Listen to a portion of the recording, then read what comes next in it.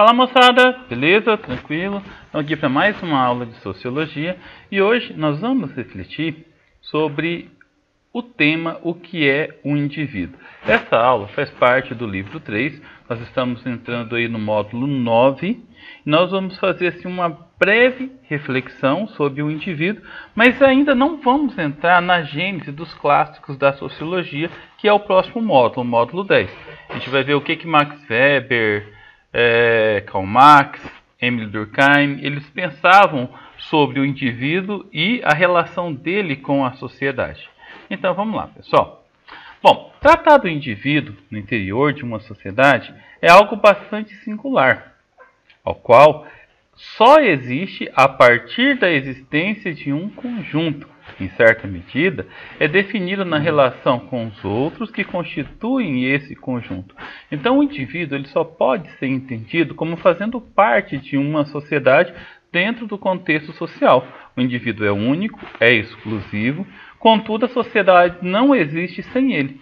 Então nós precisamos entender o indivíduo em sua particularidade e depois entender como que a sociedade é formada a partir dessa mesclagem de muitas singularidades que é a visão do indivíduo. Bom, vamos entender um pouquinho os enfoques sociológicos do indivíduo e da sociedade. Isso é um dos problemas mais difíceis dentro da própria sociedade, dentro da própria sociologia. Mas vamos tentar fazer uma breve análise sobre esse assunto, pessoal. Alguns pensadores conferem um peso maior ao conjunto social. E quando a gente fala em conjunto social, nós falamos de sociedade. Quando a gente fala de sociedade, nós entendemos que essa sociedade é o Estado. Quando a gente fala no Estado, nós entendemos que o Estado se expressa através de suas instituições. Polícia, bombeiro, escolas, igreja, família, e todas essas instituições acabam moldando o jeito de ser do indivíduo. Outros autores dão uma importância maior à autonomia, à liberdade, ou seja, o indivíduo como pessoa, a maneira como ele pensa. Então, isso serve como um elemento fundamental para que a rede de relacionamento, ou seja, para que a sociedade, para que o Estado se torne um fenômeno social. Esses autores, eles partem do princípio que o indivíduo é um ser pensante, é um ser dotado de faculdades cognitivas, ele consegue enxergar o que é certo e o que é errado. E dentro dessa, e enxergam também que a sociedade ela é mutável, ela vai mudando de acordo com o avanço da tecnologia, o avanço da ciência. E isso faz com que a sociedade, de uma certa forma, precise ser moldada a essa nova consciência do indivíduo autônomo, do indivíduo que priva pela sua liberdade. Bom, aqui tem um breve destaque sobre as instituições sociais, né? E eu já acabei de explicar para vocês essas instituições aqui representadas pela família, igreja e escola, né? Elas têm como base a socialização. Todas as instituições elas criam regras. Essas regras, esses valores acabam por ditar um padrão de comportamento, por ditar um padrão de relacionamento social e acaba por ditar também a inserção do indivíduo na sociedade. Vamos entender então, pessoal, a coerção social.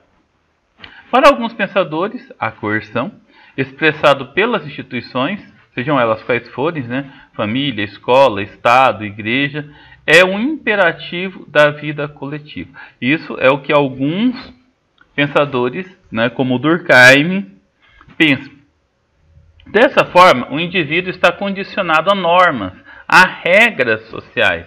Ou seja, o indivíduo ele não pode romper com essas regras, senão ele está sujeito a uma punição, sujeito a uma sanção. Então, resta ao indivíduo, caso ele venha a romper com essa regra, com essas normas, né, uma determinada punição. E aqui nós temos regras que são de ordem morais, né, e a punição pode ser desde uma chamada de atenção verbal, desde um constrangimento público. As duas imagens mostram bem isso, né? Deixar uma pessoa idosa, uma pessoa gestante em pé num ônibus lotado, uma pessoa bem mais jovem, gozando de boa saúde, ficar sentado, né? Ou até mesmo você infringir alguma lei social e você está sujeito às normatizações dessa lei. Os defensores da autonomia, pessoal. Essa corrente de pensamento entende que a sociedade é dinâmica e, por isso, o indivíduo deve se posicionar sempre de forma crítica em relação a essa corrente.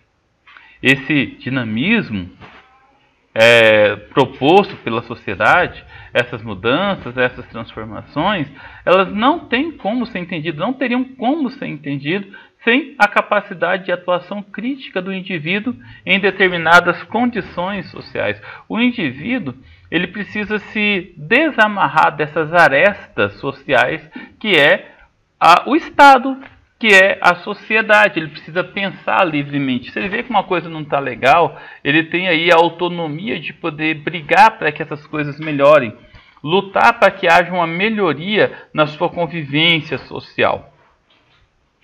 Então, esses pensadores, eles trabalham em cima de uma autonomia cada vez mais forte de determinados grupos.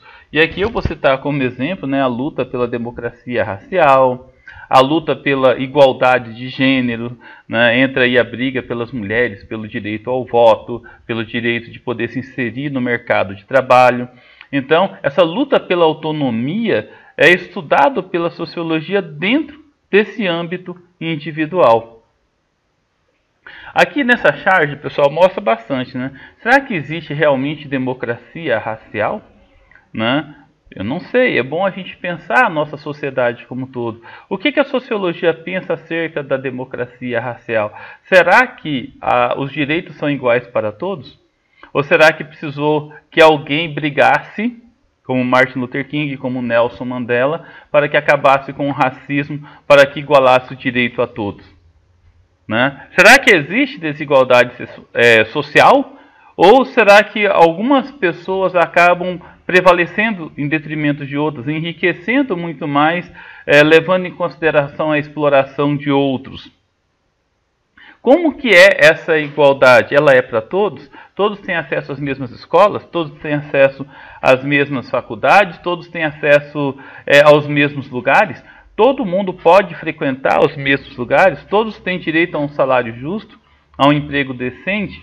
Como que é essa igualdade? Pegando aí como exemplo a questão do coronavírus, que está muito latente, né, essa pandemia que está muito latente, né, todos podemos ficar em casa? Né? Ou todos podemos sair para trabalhar?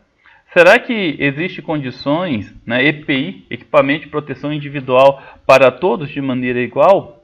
Seja quais forem homens, mulheres, negros, brancos, né? São perguntas que a sociologia contemporânea, ela procura responder. Existe essa igualdade para todos?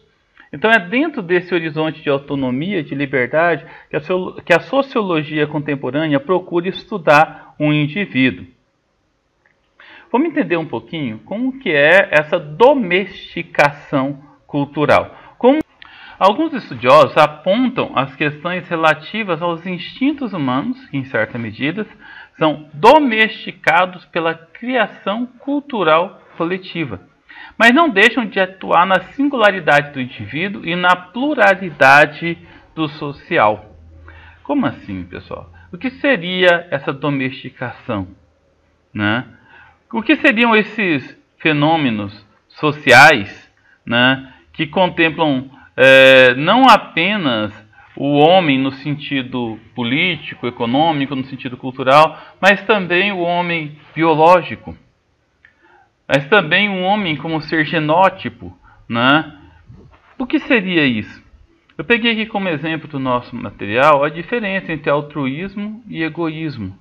Até onde você ajudar o outro, você pensar mais no outro que em si mesmo, o altruísmo, né, é importante ou mais importante do que o egoísmo, quando você pensa apenas em si mesmo, né, o ego, né, o mundo gira em torno de mim. Né? Ou até quando você pensar apenas em você e esquecer da sociedade ao seu redor, das outras pessoas, é nocivo? Eu não sei, né? Nós precisamos estudar até onde isso é bom, porque muitas pessoas absurdamente altruístas às vezes são execradas politicamente, né? São criticadas publicamente por serem boas demais. E aquelas que são egoístas demais são exaltadas. Então, fica para a sociologia estudar essas variações. O que é melhor? Ser egocêntrico ou ser altruísta? Não sei. É algo que a gente precisa dar uma analisada. E aqui, pessoal, nessa imagem aqui, ainda levando em consideração essa crise que nós estamos vivendo, né? Será que é interessante para a sociedade o egoísmo, o despeito? Ou será que é mais interessante o altruísmo, o pensar no próximo, né? Será que é interessante vivermos juntos como um todo? Afinal de contas, a sociedade humana só sobreviveu todo esse tempo por pensar nos outros, por saber viver em sociedade, respeitando os limites uns dos outros, não é verdade? Um outro contexto bastante utilizado quando se fala em biologia é a questão do que é próprio de meninos, de homens, né, do sexo masculino, do que é próprio de meninas, né? A questão da diversidade sexual ou da identidade sexual, tudo isso é bastante debatido na sociologia contemporânea. Bom, o indivíduo e a sociedade no campo das relações. Não existem sociedades sem indivíduos, isso é fato. Por consequência, a soma desses indivíduos é que definem uma sociedade. Os padrões, sejam eles qualitativos ou quantitativos, e aqui eu vou pegar como exemplo os padrões qualitativos, eles são fundamentais para a constituição da sociedade. Quanto mais pessoas, evidentemente, maior é a sociedade. Mas a qualidade da cultura que se expressa naquela sociedade é o que dá sentido a ela. É o que gere aí os padrões de comportamento e também as relações sociais. É o estudo de toda essa conjugação que confere inteligibilidade aos processos sociais de conservação e de transformação da vida coletiva. Como que vocês podem analisar essas duas imagens aqui, o povo islâmico, como que as mulheres e os homens islâmicos se vestem, como que eles se comportam, como que eles se relacionam, ou aqui, pessoal, esse grupo aqui na Alemanha, como que eles se relacionam, como que eles se comportam. Ou aqui no Brasil, no Carnaval, né? Cada um tem um grupo, é individual. E esses indivíduos acabam montando uma característica que é própria da sociedade e da vida coletiva em sociedade. E essa vida coletiva acaba por firmar a cultura dessa sociedade. Tendo em vista tudo isso que nós analisamos até aqui, como superar a polarização do indivíduo e da sociedade? Bom, pessoal, tem várias teorias contemporâneas, várias teorias recentes, que procuram superar essa dicotomia do subjetivo e do objetivo, do certo e do errado, do coletivo e do individual, do micro e do macro. Teorias que partem muito para o lado da política e das manifestações sociais. A própria ideia de direita e esquerda tem uma relação muito forte com essa visão sociológica recente, né, da nossa sociedade. Para isso, nós temos uma ideia, né, que é uma variante da sociologia, que é o construtivismo social.